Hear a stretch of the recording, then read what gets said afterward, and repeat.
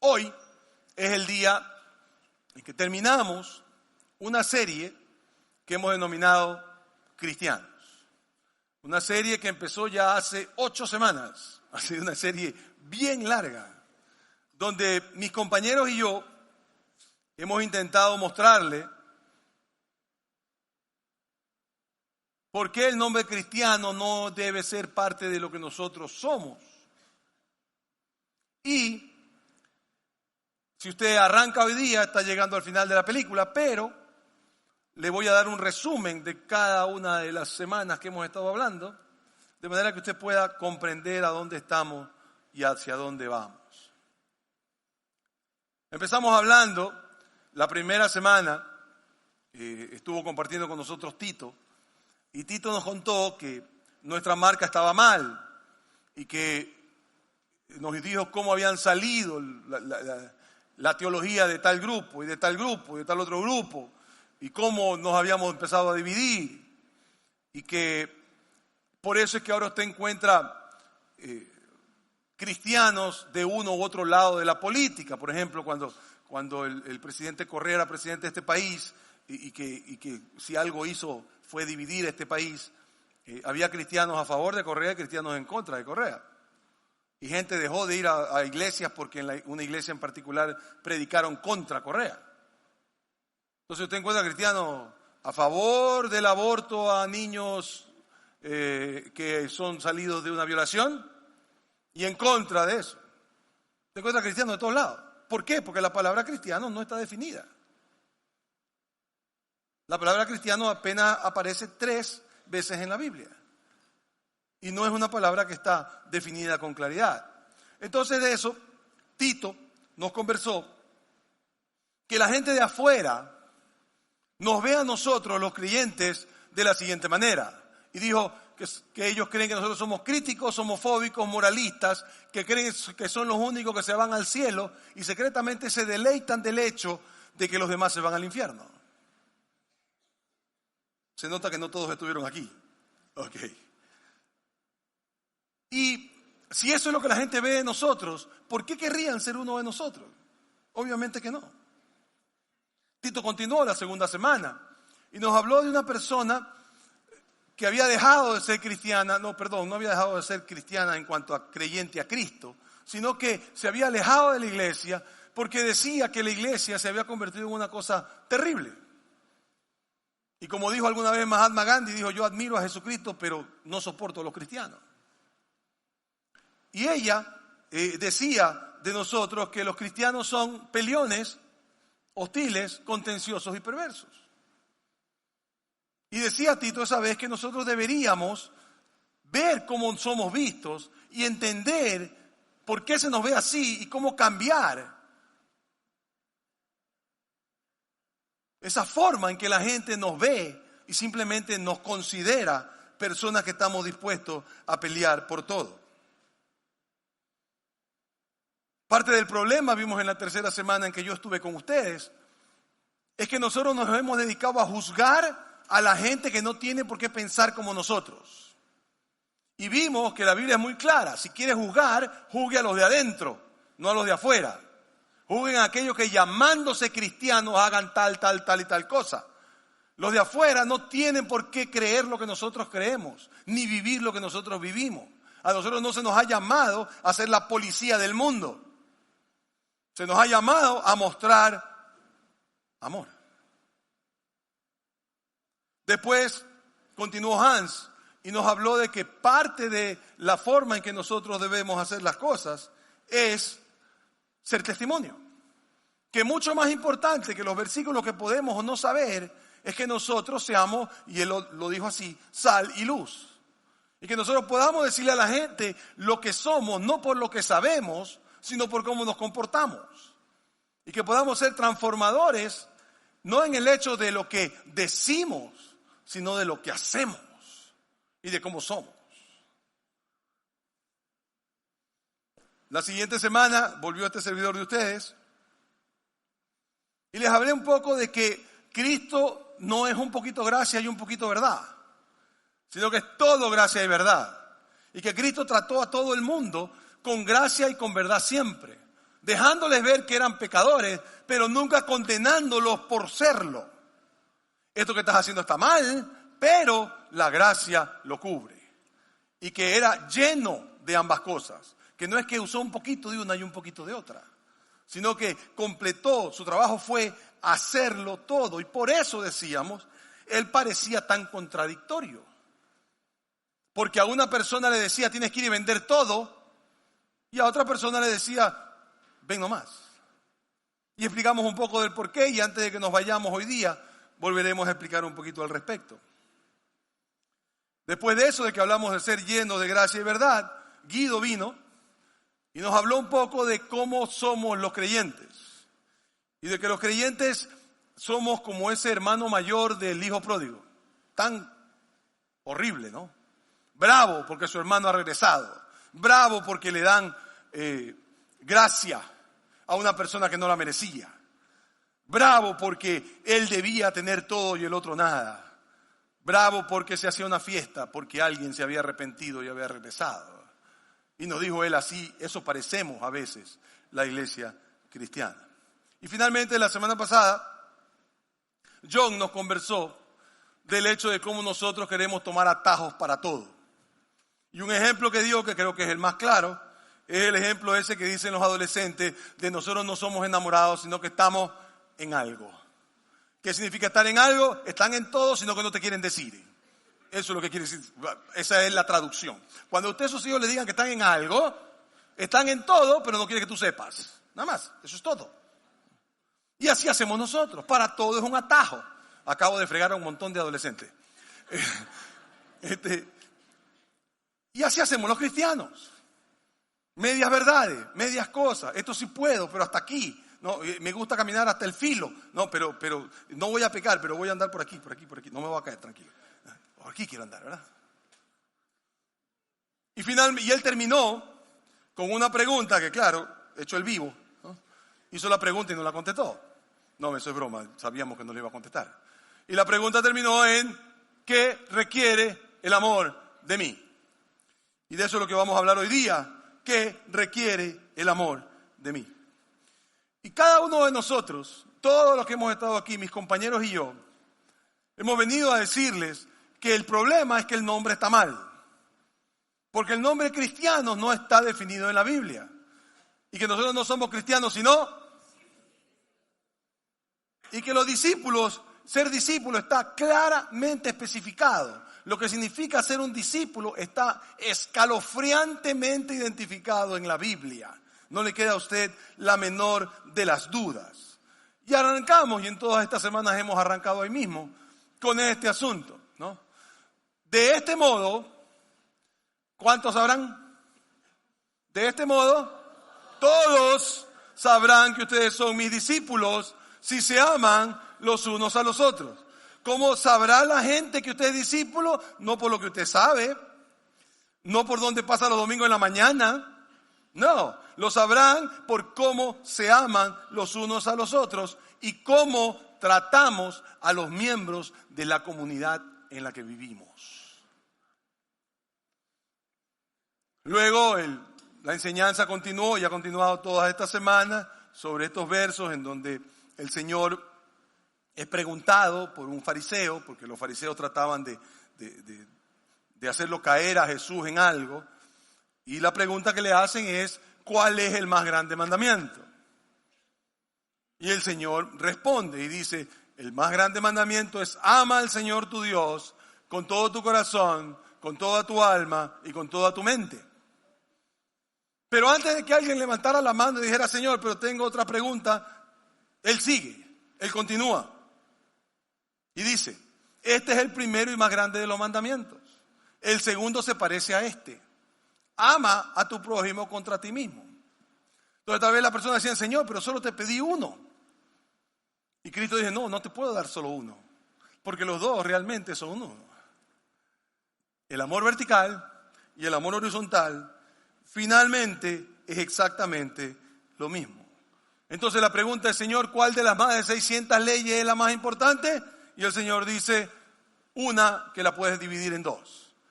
Ama al Señor tu Dios con toda tu mente, alma y corazón. y ama al prójimo como a ti mismo. Entonces, el Señor deja claro cuál es el principio de ser discípulo. Yo no entiendo cómo nos lo hemos perdido. El ser discípulo es amar a otras personas.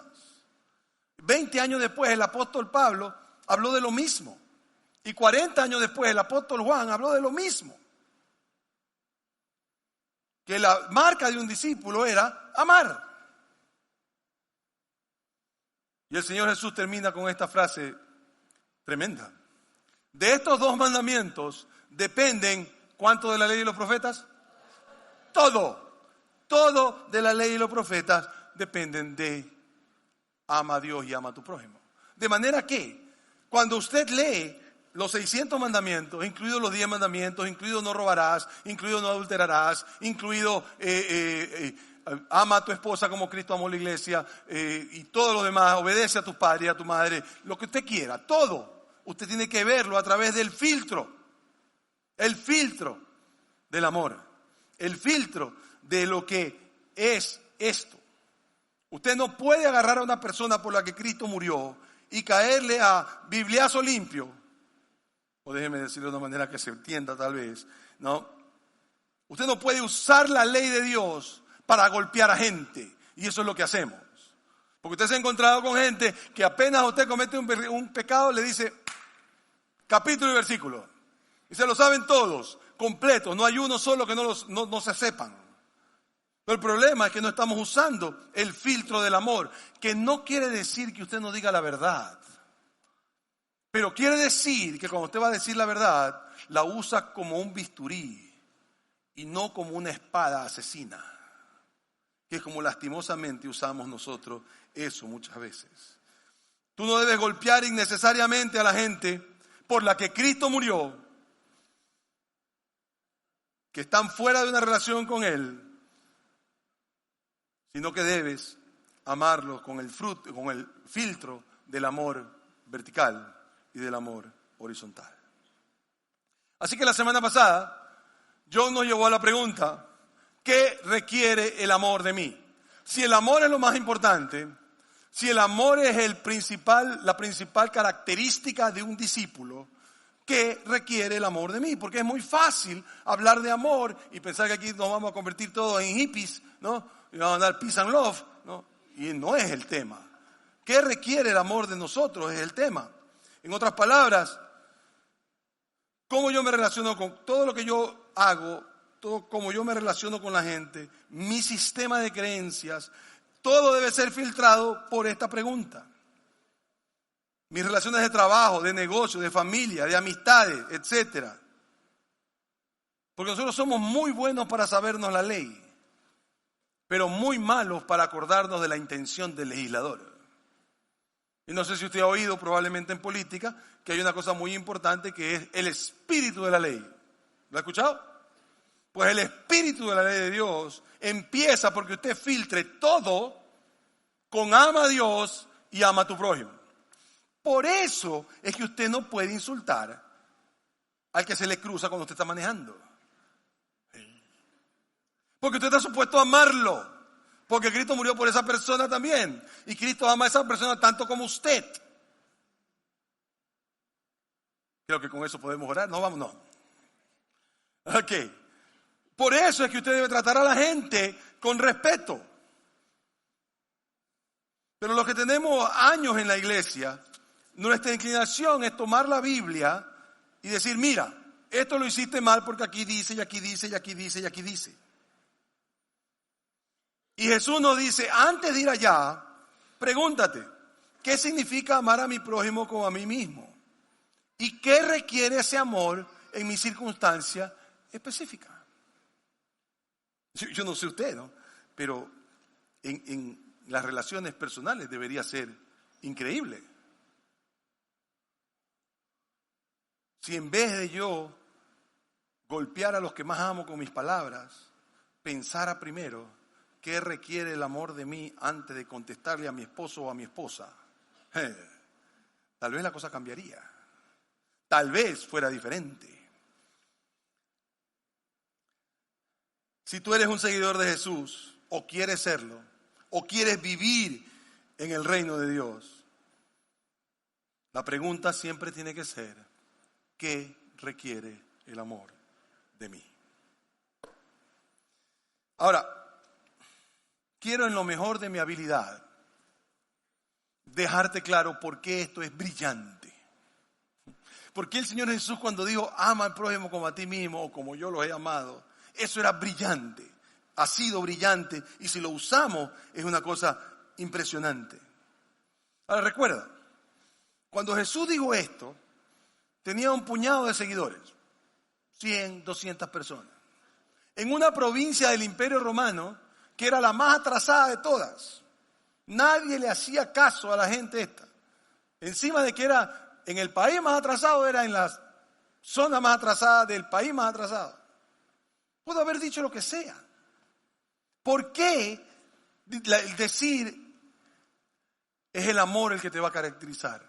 ¿Por qué no lo que creemos o la buena teología? Y cuando Jesús arrancó este movimiento que hoy se llama la iglesia, lo arrancó así. ¿Por qué? Pudo haber dicho tantas cosas. Conocerán que son mis discípulos cuando cumplan tal mandamiento, o cuando vayan a tal lado, o cuando vayan de rodillas a tal sitio. ¿Por qué? Porque Jesús sabe que hay dos clases de personas que influencian tu vida. Dos clases de personas que han hecho que tú seas quien tú eres. La clase de padre que eres, la clase de hermano que eres, la clase de esposo que eres, la clase de esposa que eres. Tiene que ver con estas dos clases de personas que influenciaron tu vida y que han logrado que tú tengas éxito en tu vida o que te enfrentes relacionalmente con las cosas más terribles. Esas dos clases de personas han cambiado tu vida y seguramente ninguno de ellos tenía una filosofía de vida y tampoco necesariamente eran religiosos o no. Las dos clases de personas que han influenciado tu vida hasta hoy y que la influenciarán siempre son aquellos que te han herido y aquellos que te han amado. Tú eres quien tú eres por aquellos que te han herido profundamente y por aquellos que te han amado incondicionalmente. Y todo buen consejero empezará a indagar cuánto de cada uno tuviste y quiénes fueron, sin preguntarte necesariamente quién fue. Todo buen consejero va a querer saber de dónde has llegado acá. Y lo que ha influenciado tu vida son aquellos que te han herido profundamente y aquellos que te han amado incondicionalmente. Lo peor de todo es que si analizamos la primera, seguramente mucha de la gente de nuestra sociedad ha sido herida por gente que tenía la teología correcta, por gente que nunca dejó de ir un domingo a la iglesia, por gente que se sabía el capítulo y el versículo para cada pecado que hubieras cometido o cometerás en el futuro.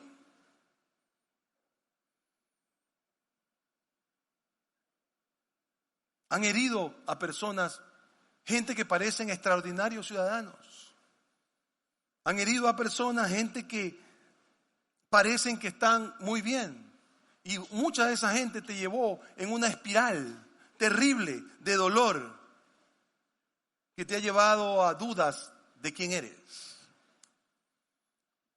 Tú y yo hemos visto a pastores o religiosos presos y otros que deberían estar presos, que han abusado de niños. Buena teología, se sabe en la Biblia, pero han destrozado la psique de niños por la forma como los trataron o como abusaron de ellos. Y del otro lado de la moneda están aquellos que han sido amados incondicionalmente, que han llegado a una adultez con una buena autoestima, con gran potencial, porque saben que alguien los amó con profundidad. Puede haber sido tus padres, pueden haber sido tus abuelos, puede haber sido un profesor, un director, un técnico de deporte, puede haber sido alguien de tu grupo pequeño, puede haber sido aquel que manejó tu vida o que estuvo ayudándote en Celebra, no sé, cualquiera. Pero esas personas transformaron tu vida para bien. Entonces tú eres influenciado por cómo te tratan, no por lo que te enseñan. Tú tienes o buena o mal nivel de relación por según cómo has sido tratado. Déjame ponerlo de otra manera. La manera que has sido tratado tiene más que ver con quién eres que lo que tú crees. La manera como has sido tratado es la que te deja ver quién eres. Por tanto, Jesús dijo algo extraordinariamente importante. Trata bien a la gente y tendrás influencia. Ama y tendrás influencia. Ama y la gente va a querer acercarse a ti.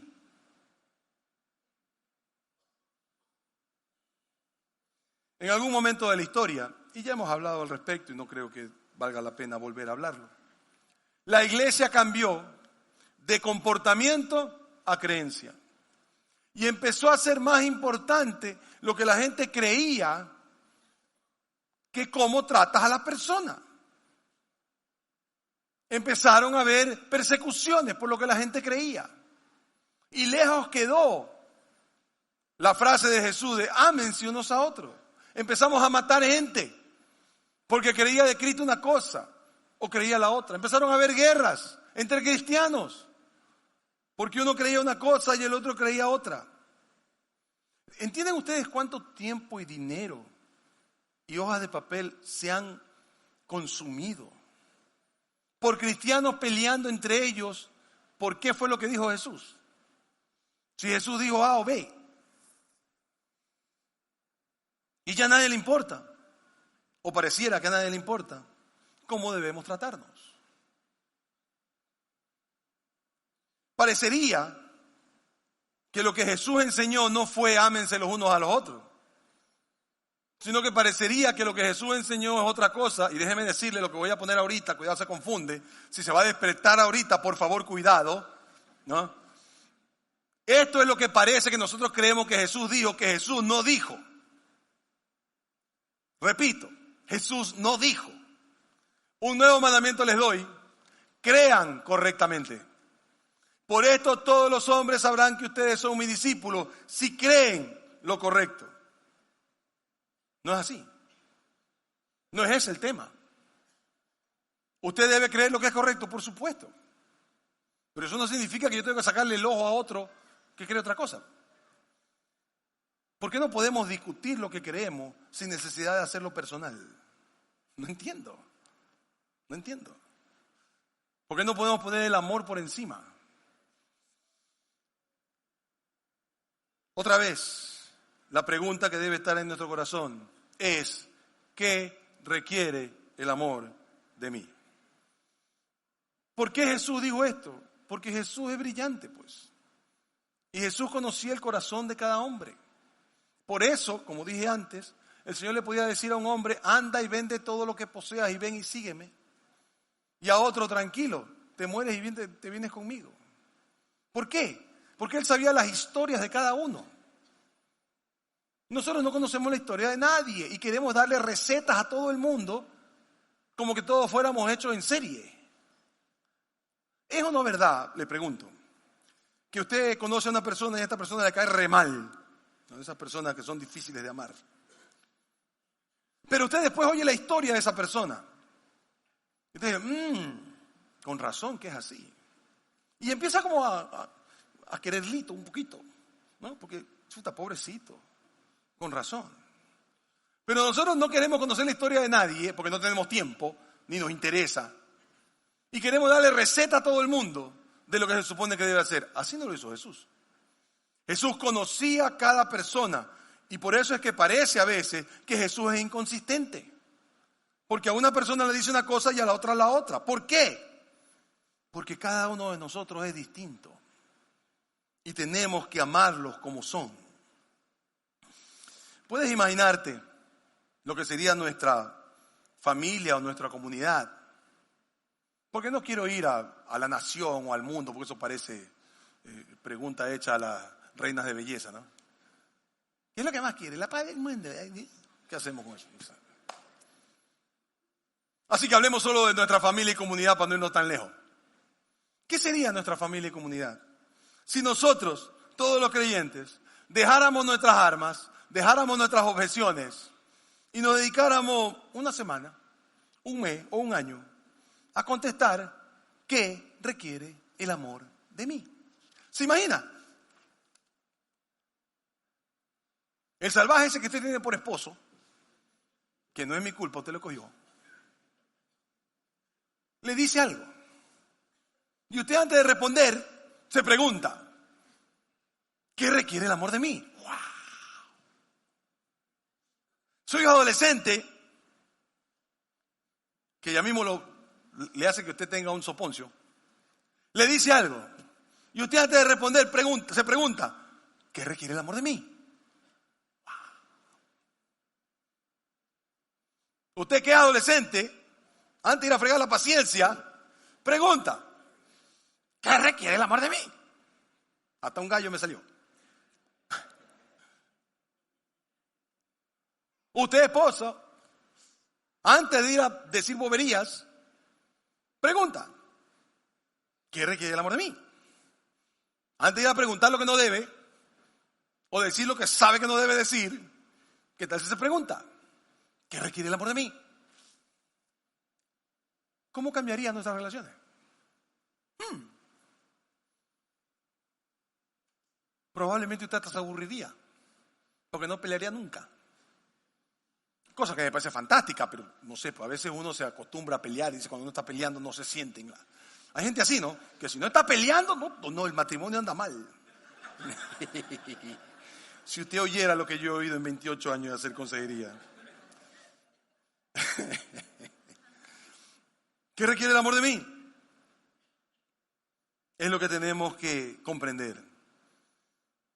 Porque la iglesia no está mal por las denominaciones ni por la política. Estamos mal porque hemos abandonado el amor y lo hemos reemplazado con un montón de leyes. Si usted ha venido a esta iglesia más de una vez, sabe que a nosotros nos encanta ser prácticos. Y que a mí yo no me quedo tranquilo con decirle, ya, ¿qué requiere el amor de usted? Chao, hasta luego. No. Sino que yo le digo, a ver, hagámoslo de esta forma, o hay esta idea. Así que yo hoy día le voy a dar 3 afirmaciones, hay muchísimas más. 3 afirmaciones de lo que significa que requiere el amor de usted. ¿Quiere influenciar a su familia? Pregúntese. ¿Quiere cambiar su comunidad? Pregúntese. 3 cosas que yo puedo hacer y aquí les van. Número 1, ¿qué requiere el amor de ti? Que no te hagas nada que te lastime. Número 2, que no hagas nada que lastime a alguien más. Y número 3, que no seas dominado por nada. Entonces respondamos. ¿Qué requiere el amor de mí? Requiere que no hagas nada que te lastime. ¿Por qué? Porque cuando te lastimas a tu Padre Celestial. Tal cual, y los que somos padres lo entendemos, como cuando tu hijo se lastima, a ti te duele. Cuando tu hijo hace una mala decisión, a ti te duele más de cuando tú hiciste las malas decisiones. ¿Sí o sí? Ok. Lo mismo pasa con nuestro Padre Celestial. Es exactamente igual. Cuando tú te lastimas, Él se lastima. Igual, también nosotros necesitamos entender que nunca podemos tomar una decisión moral, sexual, ética, relacional o profesional que nos dañe. Porque cuando lo hacemos, lastimamos a los que están a nuestro alrededor. Y tú dices, no, pues Andrés, si esto es mí conmigo. No, pues no existe nadie que viva en un vacío en donde nadie más está ahí. Cuando tú te lastimas a alguien más. Y lo principal, lastimas a tu Padre Celestial. Tu Padre Celestial te ama y el amor requiere que te cuides a ti mismo en tus decisiones. Y ya nombré las decisiones que puedes tener. Ten cuidado de lastimarte. ¿Qué requiere el amor de ti? Requiere que empieces por amarte a ti mismo y entender que las cosas malas que haces te dañan no solo a ti, sino a los que te aman y dañan a tu Padre Celestial. Número 2, ¿qué requiere el amor de mí? Requiere que no haga nada que lastime a alguien más. A la gente que está en mi círculo interpersonal. Ya que cada persona con la que tú interactúas es una persona por la que Cristo murió. Y una cosa adicional. Cada persona con la que tú interactúas es una persona a la que Cristo ama tanto como a ti. ¿Ama a los taxistas? Sí. A los buceteros también. Entonces no puedes tú tratar a una persona como que fuera una persona que Cristo no la ama. No puedes tratar a la gente así, no importa quién sea. El amor puede ser duro, por cierto. Pero como decía antes, cuando vas a tener esa conversación, en donde vas a decir cómo estás afectado o cómo el comportamiento de alguien te está afectando, lleva siempre el bisturí de la sanidad y nunca la espada asesina. Y no te imaginas cuántas veces yo puedo ver en gente que tiene 15, 20 años juntos, que han tenido una vida juntos y que de repente pueden agarrar lo peor de la otra persona y tirárselo en la cara sin la más mínima misericordia. ¿Por qué? Porque no se contestan la pregunta: ¿qué requiere el amor de mí? Es decir, que el filtro por el que pasan mis acciones será siempre, póngale ojo, nunca dañar, traicionar, engañar, tentar o abusar de otra persona. Eso requiere el amor de ti. Dele. Es fácil leer la Biblia y decir no voy a hacer esto y no voy a hacer el otro. Amar es un cambio de visión de vida. Te cambia completo, te cambia totalmente.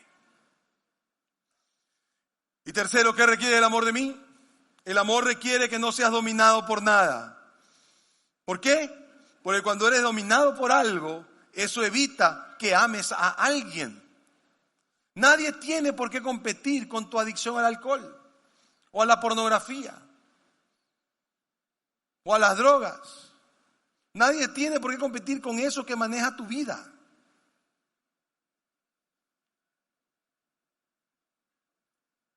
Tú no puedes amar a Dios si no le das tu señorío, el señorío de tu vida a Dios. Y si algo te domina, nunca lo podrás hacer. Tienes que terminar con eso que te domina, porque no puedes amar bien mientras seas dominado por algo.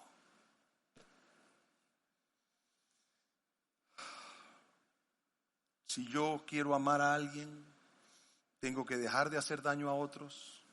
Si lo he hecho, confesaré. Tendremos esa conversación dura, pero estaremos claros en que voy a amarte, amarme, amarte y a no dejarme dominar por nada que esté fuera de Dios. No puedes permitirle a Dios que se enseñoree en tu vida si simple y llanamente estás dedicado a ser dominado por algo. Ojalá como comunidad entendamos que cuando nuestra influencia se basa en otra cosa que no sea el amor, realmente no tenemos influencia. No tenemos simple y sencillamente influencia. Hubo una época en que el cristianismo tuvo todo el dominio. El cristianismo era todo, legalmente, poderosamente, todo. Y el cristianismo decidió influenciar por poder y no por amor. Y destruimos gente. Destruimos el cristianismo, de hecho. Hubo un momento en la época de la historia del mundo en que el mundo vio cómo los cristianos podían abusar de gente que creía diferente, incluso matándolos. A menos que sea el amor el que maneje nuestras vidas, nunca estaremos haciendo lo que debemos estar haciendo. ¿Y sabes qué? No fue siempre así. Al principio, un puñado de gente, 100 personas, que no tenían influencia ninguna. Influencia ninguna. No tenían radio, televisión, internet, redes sociales. ¿Se imaginan, mileniales, un mundo sin redes sociales? ¿Ah? Sería casi el infierno para ustedes, ¿no? Nada tenían. Ni siquiera tenían el Nuevo Testamento.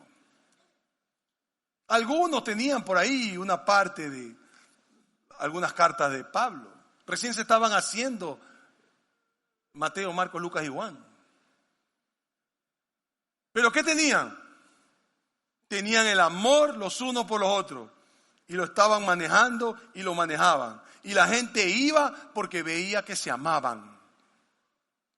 Veían que nadie se lo forzaba para entrar y que a nadie se lo sacaba por equivocarse. Y eso cambió un mundo pagano como usted nunca ha visto.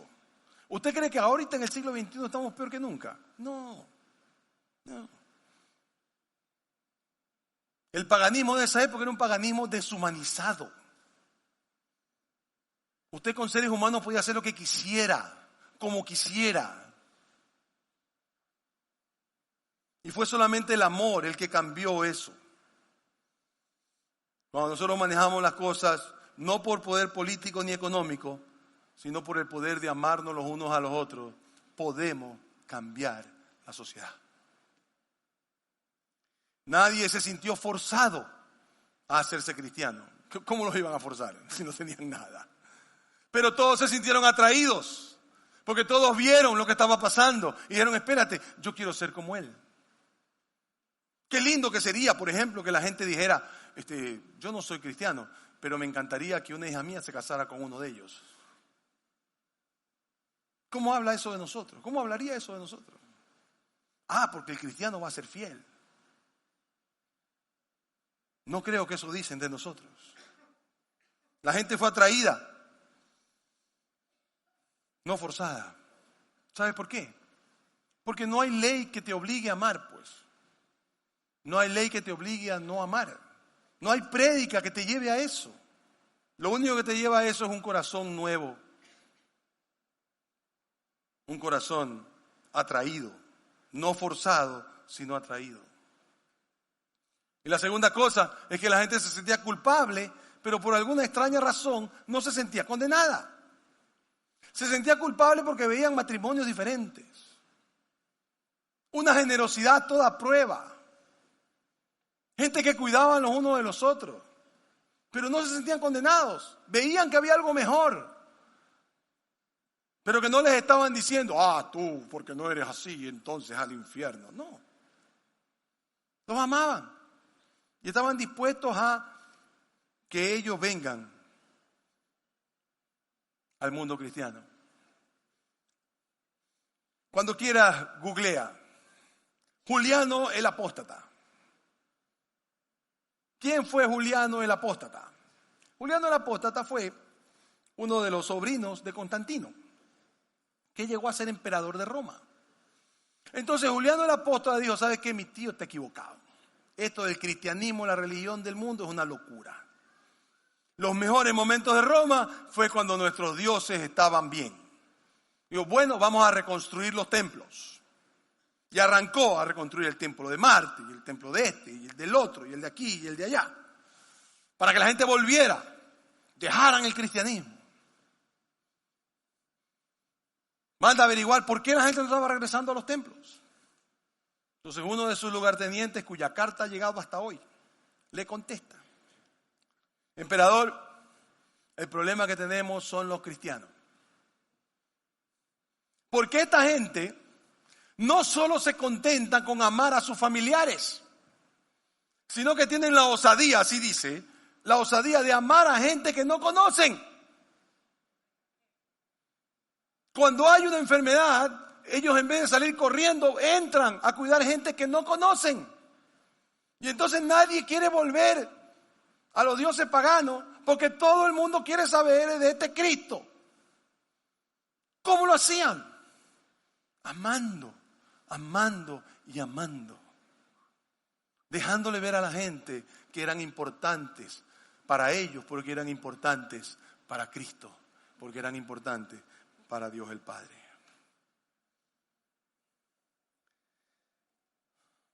Si esto no caracteriza tu vida y la mía, vamos a perder el movimiento.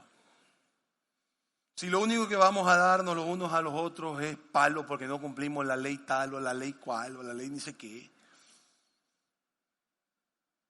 vamos a tener un movimiento listo a morir. Porque no puedo hacer leyes que digan, esposo, no odies a tu esposa. Pero sí puedo decirle, esposo, ¿qué requiere el amor de ti? ¿Qué requiere el amor de ti? Esposa, ¿qué requiere el amor de ti? Si tú tienes a Cristo y tienes el amor de Cristo, ¿qué requiere eso de ti? Y no estoy diciendo aguanta todo, porque eso no es amor, pues. Eso es codependencia, que no es lo mismo ni se escribe igual. Nosotros solamente pasamos a ser atractivos, casi que irresistibles, cuando mostramos el amor a otras personas. Así que intentemos, ¿qué tal? Intentemos ser la generación que inaugura o que vuelve al tema. ¿Qué requiere el amor de mí? Y tal vez puedan decir de nosotros lo mismo que decían de los discípulos de Jesús. De este modo todos sabrán que somos sus discípulos, si nos amamos los unos a los otros. Y amamos a la gente de este mundo. Y amamos a todo el que se cruza con nosotros. No importa qué. No importa cuál sea su filosofía de vida. La gente tiene que saber que Dios los ama. Y si nosotros no logramos eso, tenemos que entender que las nuevas generaciones están hartas de reglas. Hartas de que le digan lo que tienen que hacer. Y el movimiento llamado iglesia no va a pasar la generación de nuestros hijos, a menos que volvamos al principio. Y que le digamos a la gente, te amo, eso no quiere decir que acepto lo que tú haces, pero te puedo amar porque Cristo te ama. Si pudiéramos empezar por nosotros, amarnos nosotros, la gente lo va a ver y eso va a ser un imán hacia Jesús. Ahora, usted puede decir, pero es que Andrés hizo locura. Y todos los demás no están haciendo nada. Pues suena bonito, pero no es tan grave. Ok. Déjeme decirle que hace años que están otros. Años. Tanto así que en el año 1993, un cantante cristiano, preocupado por donde la iglesia iba, 1993, ¿hace cuántos años es eso? Rápido, los matemáticos. ¿Cuánto? 26 años. Hace 26 años. Un cantante cristiano empezó a cantar una canción que cuando yo la vi por primera vez dije, está bonito, pero no creo que es tan grave. Pero a medida que fue caminando mi vida de iglesia, me di cuenta que a pesar de que el hombre no llega a profundizar en la canción todo lo que yo quisiera, el hombre estaba donde debía estar. Que la iglesia va a morir si no hacemos algo. E hizo una canción tratando de que la iglesia despierte. Mira, iglesia, ¿hasta cuándo sigue con lo mismo? Y nos trae una comparación ahí de que cuando Cristo le dijo a la niña, no te preocupes, no está muerta. Porque pareciera que la iglesia está muerta. Y estamos muertos porque no amamos. Estamos muertos porque no creemos que la gente que está allá afuera es importante para Dios. Estamos muertos porque creemos que yo tengo que pensar en mí, primero, segundo y tercero, incluyendo en mis relaciones más íntimas. Si este movimiento llamado iglesia hará de continuar, es porque decidimos poner al amor primero y a las reglas después. Esto hizo en 1993 el cantante al que me refiero.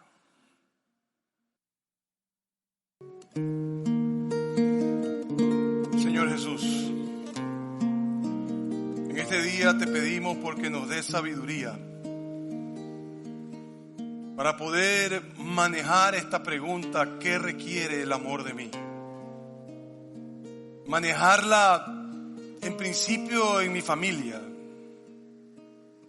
y después en mi comunidad, y aprender qué es lo que debo hacer para realmente convertirme en parte de este movimiento que está dispuesto a atraer gente a través de tu amor y no de tu ley.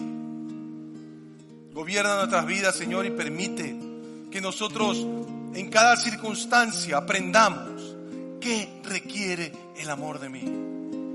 Y que haciéndolo así, empecemos a ser tus discípulos y empecemos a mostrarle a un mundo necesitado el amor y la aceptación de nuestro Padre Celestial, que busca incansablemente a gente que no llega a Él porque nosotros no reflejamos su amor. Permítenos, Señor, despertar y empezar a ser personas que estamos decididos a amar al que es diferente y a no dejarlo solo simplemente porque no acepta lo que yo creo que debe hacer. Padre, que esta pregunta gobierne nuestras vidas y que cada día más seamos discípulos tuyos, que la gente pueda decir: no sé si tienen la verdad, pero mira cómo se aman. Que sea tu amor sobre nosotros en el nombre de Jesús. Amén y amén. Muchas gracias, mi hermano. Que Dios lo bendiga. Nos vemos la otra semana.